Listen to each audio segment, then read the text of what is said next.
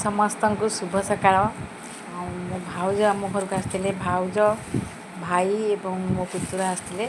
ଆଉ ଭାଉଜ ମୋ ପାଇଁକା ଏ ଶାଢ଼ୀ ଆଣିଥିଲେ, ଏ ଶାଢ଼ୀଟା ଆଣିଥିଲେ। ତାପରେ ଚୁଡ଼ି ଏବଂ ମିଠା ଏସବୁ ନେଇକି ଆସିଥିଲେ। ମାନେ ଏସବୁ ଜିନିଷରେ ମୋର ବହୁତ ସଉକ। ଯେତେବେଳେ ଭାଉଜମାନେ ଆସନ୍ତି ଯାହାହେଲେ ମୋ ପାଇଁ କିଛି କିଛି ନେଇକି ଆସିଥାନ୍ତି। ଆଉ ତେଣୁକରି ମୋତେ ବି ବହୁତ ଭଲ ଲାଗେ।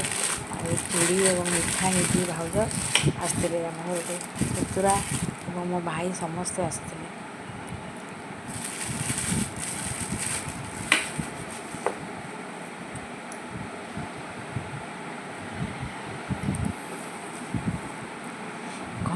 ଘରକୁ ନିଜ ଲୋକମାନେ ଆସିଲେ ବେଳେବେଳେ ବହୁତ ଭଲ ଲାଗେ।